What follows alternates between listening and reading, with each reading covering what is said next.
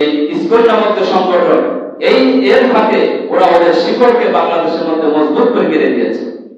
এমন ভাবে মজবুত ভাবে গেড়ে দিয়েছে, আমরা দেখতে পেয়েছি এই মুসলমানের দেশে যেখানে 91% মুসলমান, সেই দেশে মুসলমানদেরকে ওরা জবাই করে দেয়। আমরা কি করছি? আমরা যার যার পেটের ধান্দা নিয়ে আছি, আমরা ইসলামের প্রকৃত কাজ থেকে দূরে সরে আছি।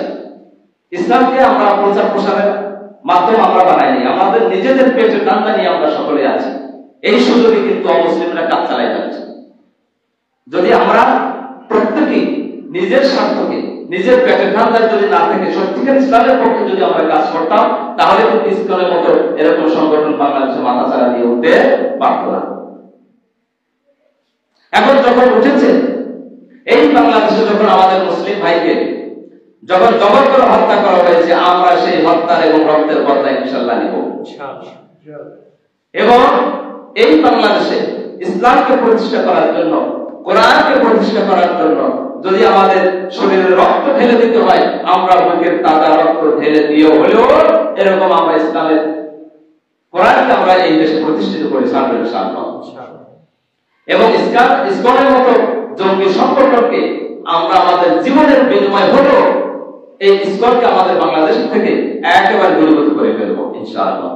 এবং আপনারা শুনলে অবাক হবেন, এই ইসকন এবং ভারতের র এরা একই গাছের দুটি শাখা, একই গাছের দুটি শাখা। এরা বাংলাদেশের দুশ্মন, এরা বাংলাদেশের শত্রু, আমাদের স্বাধীনতার শত্রু, যার কারণে যে কোনো মূল্যে এদেরকে আমাদের রুখতে হবে। এখন আমরা রুখবো কিভাবে?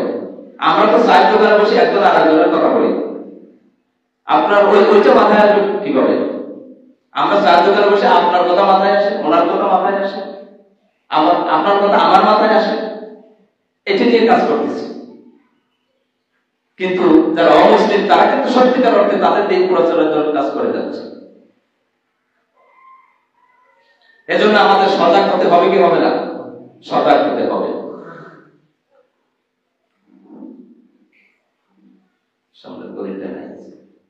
আমাদের কি হতে হবে? সজাগ হতে হবে।